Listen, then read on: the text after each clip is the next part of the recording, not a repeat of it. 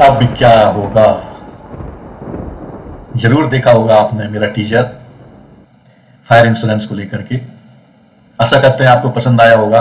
आज मैं लेके आया हूं आपको विस्तृत जानकारी के साथ फायर इंश्योरेंस क्या होता है और इस प्रश्न का उत्तर कि अब क्या होगा। टीजर में छोटा सा एक सीन क्रिएट किया गया था कि एक व्यक्ति अपनी फैक्ट्री जा रहा है और दरवाजे के पास पहुंचता है और एकदम से लाइटनिंग स्ट्राइक होती है और उसकी फैक्ट्री में आग लग जाती है। पागल सा आदमी घूमता है कि अब क्या होगा। फायर फाइटिंग को फोन करने के लिए भी उसको दिमाग में नहीं आ रहा है, पागल सा हो गया है। ऐसी सिचुएशन से बचने के लिए समाधान हमारे पास है। आइए राज डिजिटल पर हम आपको समस्या का समाधान बताते हैं। मैं इन सभी चीज़ों पर बहुत ही जानकारियां जुटा करके आपके पास लेकर के आ रहा हूँ। आज मैं लेकर के आया हूँ फायर इंश्योरेंस पॉलिसी के बारे में, जो आपको फाइनेंशियल क्राइसिस से बचाने में आपकी मदद करेगा। आपका जो डैमेज हुआ है उस पर भी आपको मदद करेगा। तो फायर इंश्योरेंस क्या है, फायर इंश्योरेंस कब करवाते हैं, फायर इंश्योरेंस के क्या फायदे हैं, फायर इंश्योरेंस के क्या नुकसान है, ये सब जानने के लिए आप हमारे साथ बने रहिए वीडियो में और हमारे चैनल को सब्सक्राइब करिएगा। पसंद आए, वैल्यूएबल जानकारी मिले, बल्ब ऑन मूवमेंट मिले तो लाइक कमेंट शेयर जरूर करिएगा और बेल आइकॉन पर भी दबा दीजिए ताकि आपको आगे भी बहुमूल्य जानकारियां मिलती रहें। तो चलते हैं अपने वीडियो को आगे बढ़ाते हैं। मैंने आपको बताया कि आज हम जानकारी देने वाले हैं आपको फायर इंश्योरेंस पर। फायर इंश्योरेंस क्या करती है? फायर इंश्योरेंस आपके डैमेज को कवर करती है, आपके लॉसेस को कवर करती है। किन किन कारणों से होती है तो मैं आपको ले चलता हूं। सिंपली डिफाइन होती है, it's refers insurance of any goods, building, appliances, items, etc. from damage or losses caused due to a fire. Such losses can only be calculated after the accident and the claim amount is calculated accordingly. Fire से या बहुत सारी चीज़ों के घटित होने से जो आपको लॉस हो रहा है उस लॉस को कवर करने के लिए फायर इंश्योरेंस पॉलिसी करवाई जाती है। फायर इंश्योरेंस पॉलिसी दो तरीके की होती है। एक होती है standard fire and special allied perils policy, जिसको बोलते हैं SFSP। दूसरी होती है special fire and special perils policy. Standard fire में जो स्टैंडर्ड तरीके से फायर रखती है और डेंजरस चीज़ों के द्वारा जो घटनाएं होती हैं तो स्टैंडर्ड फायर SFSP उसको बोलते हैं। तो आइए जानते हैं हम SFSP के बारे में। Standard fire and special perils dangerous policy as per the GIC general insurance its covers mainly the following things. मैंने आपको चित्र बना करके यहाँ पर समझाने की कोशिश की है। पहली चीज SFSP में क्या कवर होता है? फायर। आपके घर में, आपकी फैक्ट्री में, आपके एसेट्स में, किसी चीज में भी फायर अगर लगती है तो उस फायर से होने वाले लॉस को ये पॉलिसी कवर करती है। दूसरी चीज आपने देखा होगा, बिजली कड़कती है, आकाश में बिजली चमकती है, वो बिजली कभी कभी जमीन पर गिरती है किसी के ऊपर। खुदा न खास्ता, भगवान ना करे, अगर ये किसी फैक्ट्री के ऊपर गिरे या किसी आदमी का नुकसान हो जाए तो ऐसे लॉसेस को कवर करने के लिए ये पॉलिसी काम आती है। तीसरा आइटम है एक्सप्लोजन इम्प्लोजन। कहीं पर बम धमाका होता है, कुछ होता है तो उससे होने वाले नुकसान को फायर पॉलिसी कवर करती है। नेक्स्ट है एयरक्राफ्ट डैमेज। एयरक्राफ्ट में अधिकतर आप देखते होंगे कि डैमेज हो गया तो उसमें आग भी लग जाती है। तो डैमेज, क्रैश, एयरक्राफ्ट क्रैश होता है तो उसमें होने वाले लॉसेस का भरपाई इंश्योरेंस कंपनी करती है। Rights, strike and malicious danger RSMD, जैसे मान लीजिए आतंकवादियों ने या देशद्रोहियों ने या जातिवादी दंगा या किसी तरीके का दंगा होता है, उसमें होने वाले नुकसान की भरपाई भी फायर इंश्योरेंस पॉलिसी से होती है। Storm, cyclone, typhoon, tempest, hurricane, tornado, flood and inundation, सैलाब का भी फायर इंश्योरेंस पॉलिसी में कवर होता है, क्योंकि इनसे भी बहुत भयंकर नुकसान होते हैं। नेक्स्ट SFSP में क्या कवर होता है? Impact damage. दो कुछ भी इम्पैक्ट किया, उससे जो भी डैमेज हुआ, हार्म हुआ, उसको इंश्योरेंस पॉलिसीज क्लेम करती हैं और जज करती हैं आपका कितना लॉस हुआ और उस लॉसेस को भरपाई करती हैं। Subsidence and landslide including rock slide. अधिकतर पहाड़ों में, उत्तराखंड में, हिमाचल में लैंडस्लाइड होती रहती है, रॉक स्लाइड्स होती रहती हैं, पहाड़ भी घट रहे हैं। अभी बहुत ज़्यादा चर्चा में हमारा उत्तराखंड आ रहा था कि वहाँ पर दरारें पड़ रही हैं मकानों में। ऐसी चीज़ों को अगर वहाँ पर इंश्योरेंस करवा रखा है तो इनसे होने वाले लॉसेस को SFSP में कवर करते हैं।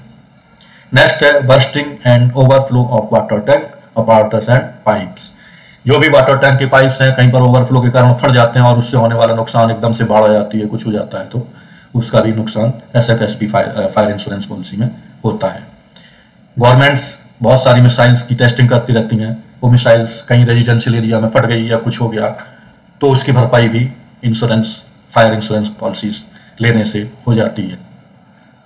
Leakage from automatic sprinkler installation, जो आपने देखा होगा आजकल मॉल्स वगैरह में जो फायर फाइटिंग के जो इंस्ट्रूमेंट लगे होते हैं उसमें अगर लीकेज हो जाता है, उसमें पानी रहता है इमरजेंसी के लिए, उससे अगर आपका बिल्डिंग का कुछ नुकसान होता है, आपके मटेरियल का कुछ नुकसान होता है, एसेट्स का, गुड्स का, तो वो क्लेम भी फायर इंश्योरेंस पॉलिसी में SFSP में कवर होता है। नेक्स्ट होता है बुश फायर। आपने देखा होगा ऑस्ट्रेलिया के जंगलों में आग लग गई, इंडिया के जंगलों में आग लग गई, तो जो जंगलों में आग लगने से बुश फायर का मतलब हो गया घास में आग लग गई, पेड़ पौधों में आग लग गई, उससे जो आपके जंगल के नुकसान हुए, आपके पेड़ पौधे जल गए, आपकी फसल जल गई, जो भी है उससे जो होने वाला नुकसान है वो भी आपको फायर इंश्योरेंस पॉलिसी में SFSP पॉलिसी में कवर होता है। इसके अलावा इस पॉलिसी में हम कुछ एड ऑन्स भी करवा सकते हैं, जैसे अर्थक्वेक, भूकंप से होने वाले नुकसान को भी भरपाई करने के लिए फायर इंश्योरेंस पॉलिसी में हो जाता है। फॉरेस्ट फायर, जंगल में लगने वाली आग से होने वाले नुकसान को भी इसमें कवर किया जा सकता है एड ऑन करके, थोड़ा सा प्रीमियम ज्यादा दे करके। एक चीज बता दूं, आपका 50 लाख का घर, आपकी 1 करोड़ की फैक्ट्री मात्र 200-300 रुपए के प्रीमियम देने से अगर सेफ होती है तो मैं तो यही कहूंगा कि आपको जरूर करवाना चाहिए। कभी भी हमें इस बात में कंजूसी नहीं करनी चाहिए। अब हम आते हैं जो हमने दूसरे प्रकार की पॉलिसी आपको बताई थी, special fire and special perils policy. इसमें क्या क्या कवर है, क्या क्या कवर नहीं है, आपको बताता हूं।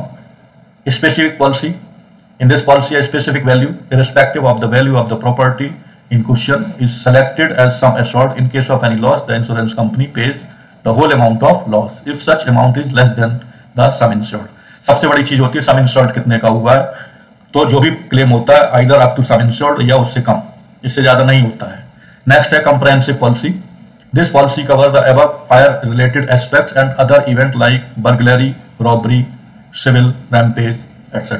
आई थिंक आप समझ गए होंगे, फिर से मैं एक बार हिंदी में समझा देता हूं। कंप्रेहेंसिव पॉलिसी में फायर के अलावा अगर आपकी घर से कोई चोरी हो गया, डकैती पड़ गई, या सिविल वार हो गया, या कुछ इस टाइप की जो प्रॉब्लम्स की वजह से आपसी झगड़ा, रंजिश, दंगा फसाद, तो ये कंप्रेहेंसिव पॉलिसी में आ जाते हैं। वैल्यूड पॉलिसी, ये सब पार्ट्स हैं स्पेशल पॉलिसीज के। Valued policy, while purchasing this policy the value of property is agreed upon by both parties which forms the base of deciding the sum assured of the policy. तो दोस्तों हमने अभी आपको SFSP policy के बारे में पूरा बताया था, अभी हम B पार्ट पर चल रहे हैं। इसके पहले कि आप भूल जाए हमारे चैनल को जरूर सब्सक्राइब करिएगा, नहीं तो आप कुछ ना कुछ मिस जरूर करेंगे। हर समय हर दिन आपको कुछ ना कुछ नई इन्फॉर्मेशन हम देते रहते हैं। जरूर हमारे चैनल को सब्सक्राइब करिए और ऐसी वैल्यूएबल चीजों को कहीं ना कहीं सेव कर लीजिए। अगर आपको वीडियो में समझ में नहीं आ रहा है तो आप हमारी वेबसाइट पर जाइए www.rajdigitalpark.com, वहां पर ये सब लिखा हुआ आपको मिलेगा, आप इसको पढ़ करके भी समझ सकते हैं। नेक्स्ट है फ्लोटिंग फ्लोटर पॉलिसी। ये क्या होती है, मान लीजिए अमेजोन वाले हैं, इनके बहुत सारे स्टॉक होते हैं या बहुत सारे डिपो बनाए जाते हैं मटेरियल को। एक डिपो इधर बनाया, दूसरा डिपो 20 किलोमीटर दूर बनाया, तीसरा डिपो 50 किलोमीटर दूर बनाया, सिटी के ऊपर डिपेंड करता है। वहां पर आपका गोडाउन है, इस गोडाउन से माल उधर जा रहा है, उस गोडाउन से उधर जा रहा है, उस गोडाउन से उधर जा रहा है। तो इसमें अगर हम अलग अलग गोडाउन का इंश्योरेंस पॉलिसी कराते हैं तो सबका एक एवरेज निकाला जाता है, वो एवरेज के आधार पर हम पॉलिसी को लेते हैं। नेक्स्ट है declaration policy. This policy is appropriate when goods in the godown change frequently and fixed value is not possible to find. कई गोडाउन में बहुत सारे ऐसे मटेरियल होते हैं, छोटे नट बोल्ट हैं, बहुत सारे हैं, ये हुए, उनकी हम वैल्यू फिक्स नहीं कर सकते।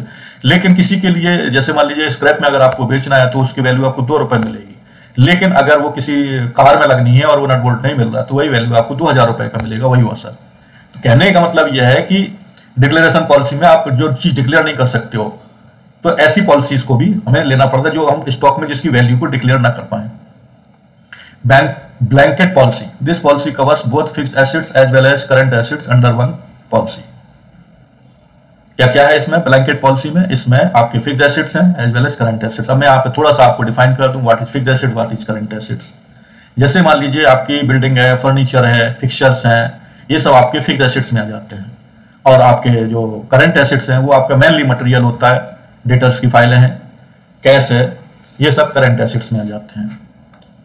Loss of profit policy, this is a unique policy in which the buyer can be insured of the loss he may suffer due to such fire accident.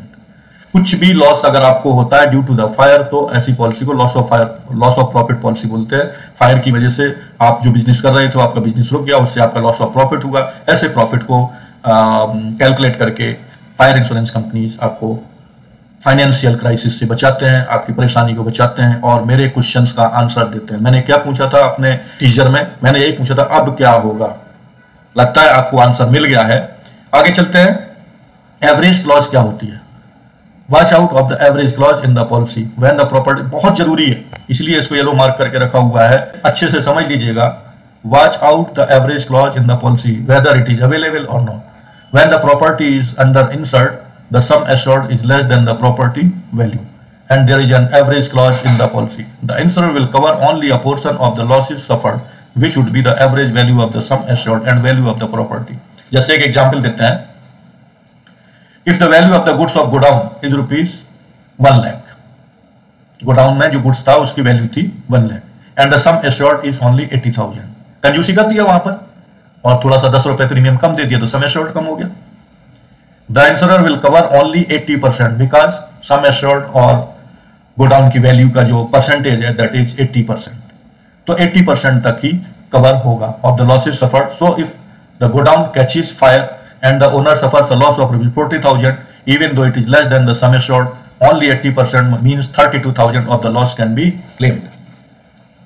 दोस्तों समझ में आया कि नहीं आया? What is the average clause? इसलिए जब भी प्रीमियम लो 100% का लेना चाहिए। आपकी जो वैल्यू है, आपकी जो एसेट्स की वैल्यू है, जो आपकी करंट एसेट्स की वैल्यू है, जो आपकी फिक्स्ड एसेट्स की वैल्यू है, एटलीस्ट उसके बराबर सम एश्योर्ड लेना चाहिए। 1,500 रुपए अगर प्रीमियम ज्यादा लग जाए तो नहीं सोचना चाहिए, नहीं तो फिर यही होगा। 1 लाख का आपका माल था, आपने 80,000 सम एश्योर्ड करवाया था, आपका नुकसान हुआ 40,000 का, आपको मिला कितना? 32,000। तो आप कोशिश करिएगा कि आपको पूरा 40 का 40,000 मिले। इसके लिए 200-400 रुपए एक्स्ट्रा प्रीमियम देना पड़ता है, लेकिन 100% सम एश्योर्ड लेना चाहिए। How is the sum assured calculated? Very important things. Normal indemnity value and reinstatement value, इन 2 तरीके से हम लोग करते हैं। तो नॉर्मल इंडेमनिटी वैल्यू में क्या करते हैं? This is a straight up the current market value और any agreed upon value of the property which is sum assured of the policy.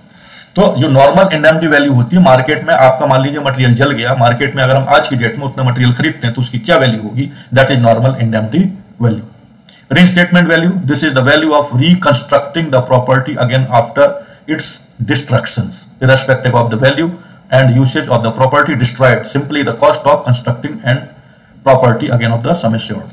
आपके बिल्डिंग था जल गया पूरा, अब उसको दोबारा रिकंस्ट्रक्ट करना पड़ेगा। आपका प्लांट था पूरा जल के राख हो गया, उसको दोबारा रिकंस्ट्रक्ट करना पड़ेगा, रीइंस्टॉल करना पड़ेगा, उसकी जो कॉस्ट आएगी that is called reinstatement value. Escalation clause, an escalation clause हमने पहले भी एवरेज क्लॉज बताया था, अभी है escalation clause. An escalation clause can also be added along some long-term policies in which the sum assured increase every year to counter inflation and other factors.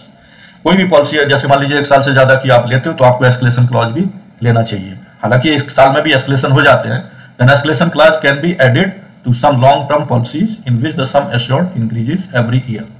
चलिए चलते हैं कॉमन एक्सक्लूजन्स।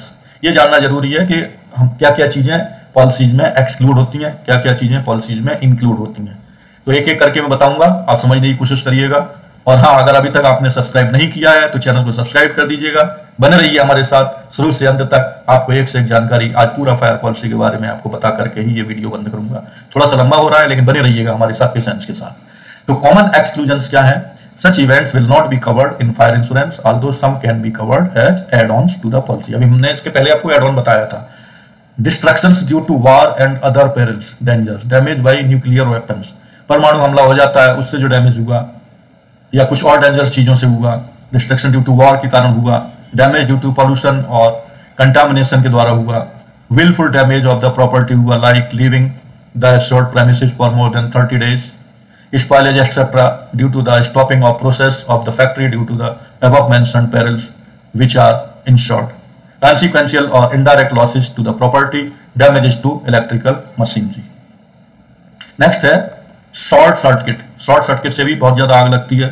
उसके बाद है अर्थक्वेक, टेररिज्म, थेफ्ट। ये already मैं आपको explain कर चुका हूं, बार बार वही चीज बताने से वीडियो बहुत लंबा हो जाएगा। बने रहिएगा, अभी बहुत सारी इंपॉर्टेंट चीजें आपको देखने के लिए मिलेंगी।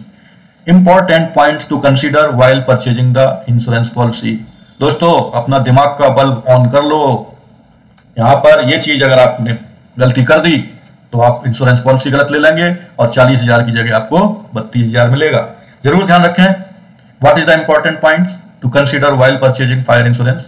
Always read the policy documents carefully. क्या करना है दोस्तों, पॉलिसी वाला आएगा आपके पास, बोलेगा इधर साइन कर दो, बाकी हम सब भर लेंगे, 2 फोटो दे दो, और आप वही करते हो। ये नहीं करना है।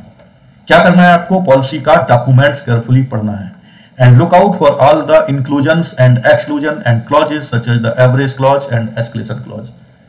बल्ब ऑन हुआ दोस्तों। पहली चीज आपको क्या देखना है, always read the policy document carefully and look out for all the inclusion and exclusion.